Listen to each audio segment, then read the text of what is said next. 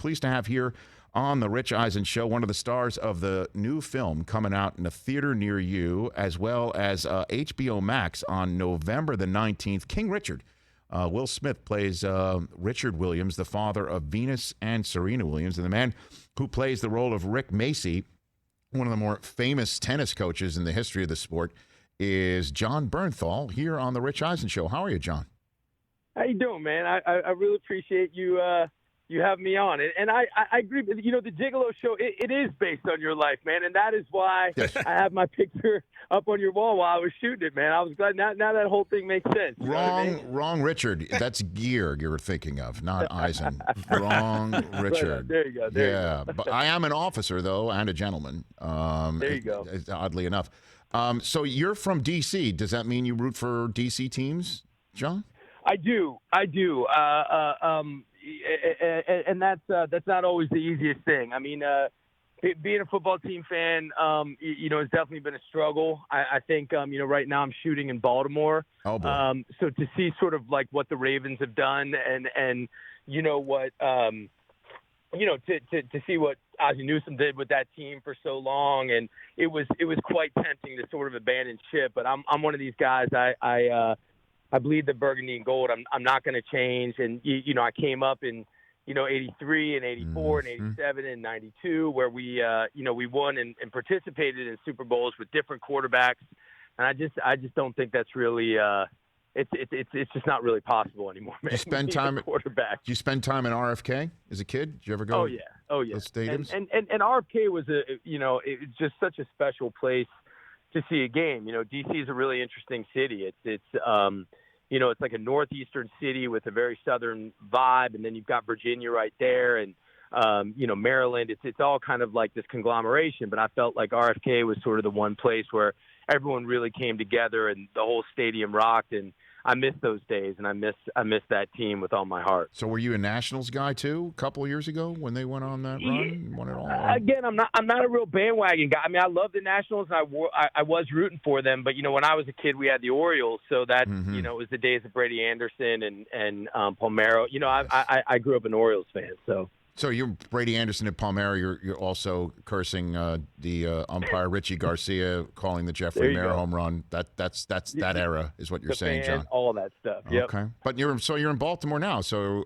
that's good for you at least. You know, you're around the Orioles, even though I think you might have won more games playing baseball this year than they did, John. You know, it's entirely possible. It's really easy to get a ticket, man, so it's super fun to go to the stadium. It's a beautiful stadium. It really is, Camden Yards. So let's talk about King Richard, because sure. I was on SportsCenter when Richard Williams was saying about his daughters, how terrific they were, and they were going to change the game. And I remember when Serena first started playing, we're like, okay, she's not going to be as good as Venus, and he says she's going to be better. And we're all like, oh, okay, you have our attention. And then he was right. Right. So what did you learn about this process, going through all this, playing the tennis coach Rick Macci in this, John? Look, I mean, I think a lot of people are going to walk into this movie, you know, with a bunch of preconceptions that will prove to be sort of misconceptions, and I think we'll sort of have this narrative about what I think there's something that goes with sort of the overbearing sports parent that we think that's just this enormous amount of pressure, this sort of unwillingness to sort of bend and to make sure, you know, for lack of a better word, just to always be sort of, you know, kind of you know, just pushing the kids forward, making sure they reach their goals. I think people are going to be really surprised when they really see sort of what kind of his plan and what his method was. And most of it was really removing the pressure that he puts on his kids and making the game fun for them. I think the movie kind of ultimately is this beautiful sort of meditation on fatherhood and on family and on faith. I think it's. I'm really proud of this one. I don't say that all the time with the movies that I'm in. I think what Will does and what these two young women do is staggering. And look, for me, it's a sport. You know, I played sports in college. I grew up playing sports. Never played tennis before, but getting sort of the mindset of you know, a tennis coach. You know, I trained extensively. They let me train my own top 50 junior women's tennis player to sort of like learn the vocabulary of coaching. And, I learned a ton about the sport and just how unbelievably mental it is. And I came away having a ton of respect for it and a ton of respect for the Williams as a family, in a new way. And I think, look, I think raising sort of, one superstar, best athlete of all time is miraculous, but doing it twice, is just, there's like no words for it. And I think you really see sort of you get a front row ticket to sort of seeing what the process was there. And this is not just like sort of a highlight reel of the great moments of the Williams sisters' lives. It's really about the family and how the family kind of got them there and how it was really this collective familial effort. And I think it's pretty beautiful. So you coached a top 50 player. Is that why Emma Raducanu won the U.S. Open? Because we were wondering how she got that. Was that you, John? Is that your doing? Man, in the juniors. It was more, look, the guy who made the film, Ronaldo Marcus Green, he's an awesome director. He and I connected immediately. Look, we both played college baseball. Mm-hmm. We both come at this whole thing from athletics. And it's important to us that, you make a movie about a sport, you got to get the sport right. And for me, admittedly, not knowing anything about tennis, I said the only way this is going to work is I got to lose a ton of weight. I got to look like a tennis player. And then I got to really learn the game. And what was really great, what I'm super grateful to him and sort of for Warner Brothers in general for doing is they didn't only provide me the infrastructure to learn the game, but they let me learn how to train someone.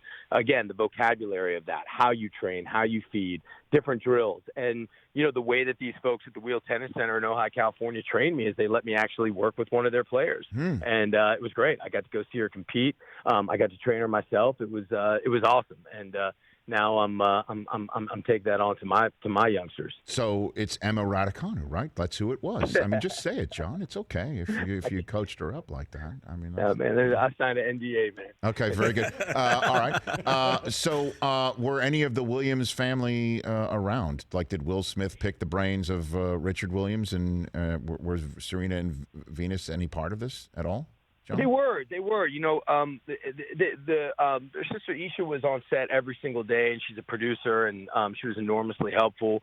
And that's one of the other things you're going to find out about this family and all of the sisters. They all are extraordinarily talented and successful in their paths, and that was sort of one of Richard Williams's rules. I mean, there was no tennis unless the grades were perfect, and there was no you had to go to church, you had to.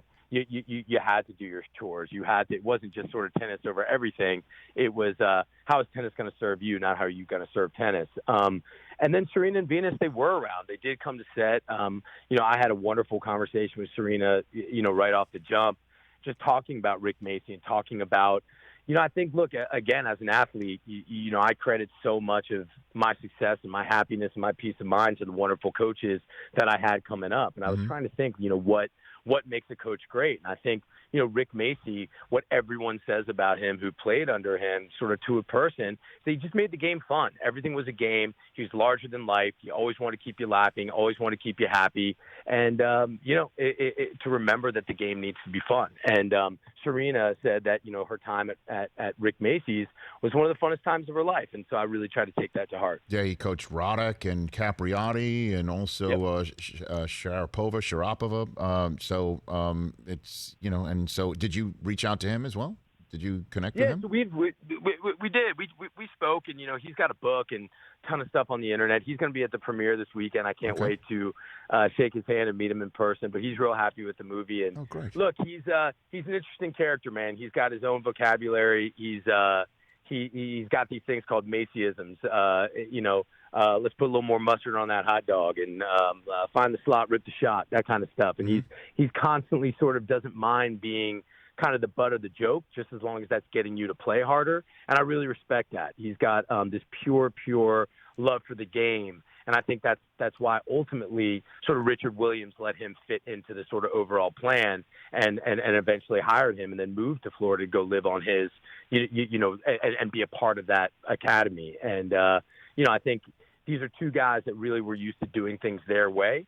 And, the compromise that Rick sort of had to take in order to work with Richard I think that calls for some of the most interesting stuff in the film. Okay. Are you a serve and volley guy, John, or are you what are you? Are you like a magician, like man, Federer? What are you? I just like John? to let my sheer athleticism, win Understood. the day. You know what I mean? You grit it out. You got to tough it out. Those 5 setters. That's how you survive. All right. So this will be great. Again, King Richard available in theaters on November 19th, also on HBO Max. John, give me right now, please, for everybody here, the best Wolf of Wall Street behind-the-scenes story that you can tell anybody on live television and radio. Please, what do you got for me? The best. What do you got best. for me? Scorsese, Leo, what do you got for me? Anything? McConaughey, if you were around any of those scenes when he was on set? I think my favorite story, my favorite Wolf of Wall Street story is that whole thing with "Sell Me This Pen." That whole thing with the supply and demand and where that came from. Leo was walking to set that day with his security guard, who was a retired New York City detective. And he had turned to Leo and he said, back in the day, I had an interview to work for the real Wolf of Wall Street, for Jordan Belfort. I walked into the interview, and all he did is he handed me a pen, said, "Sell me this pen." So in that scene, Leo just walked in and completely improvised. He just handed me the pen, said, "Sell me this pen." And the rest of it was improvised. And the thing is that it was that sort of that entire movie was just kind of electric. Working with Scorsese, I imagine it's like with Belichick, and is it like with any of these guys? It's he's the best of the best. It's the mountaintop, and somehow he's able to literally get the best out of every single person on set. And I think it's a lesson for all of us, no matter what business you're in. He takes the leash off and lets everybody fly. And, literally I could tell you a story pretty much about every day. Some of those things I probably shouldn't tell you, but there's things I could tell you pretty much about every day on that set that would, it was electric and it was alive, and it's the way film should be made. All right. Is there something that couldn't make it? Even Scorsese said that's too much.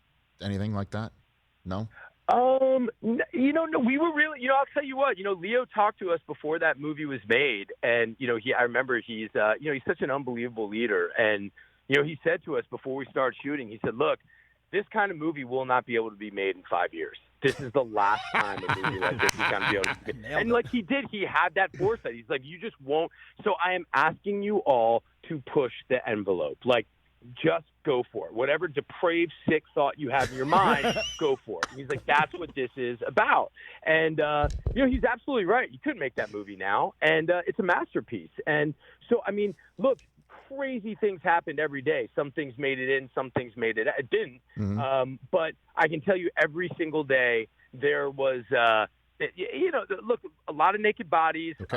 a lot of pretend debauchery, mm-hmm. and a lot of just pushing the envelope. But that's what the movie called for. That might be the name of our fantasy team. Please write down, Chris Brockman. We do this all the time. Pretend debauchery would be a great fantasy team name. That's pretty good. Pretend debauchery, and we know what the avatar is. It's Jon Bernthal and Wolf of Wall Street. That'll be fantastic.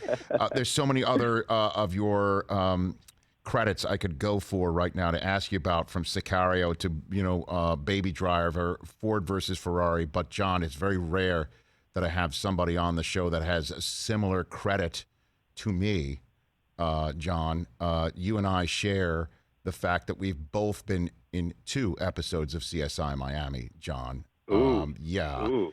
And have I been in 2? I didn't know that I was in 2. Well, I'll take it, man. Yes, you were in. We looked this up. You were in the episodes. You played Harry Klugman. No relation to Jack, I imagine, right? Okay, I don't think so. Okay, you were in the 2 episodes called Vengeance and Killer Date.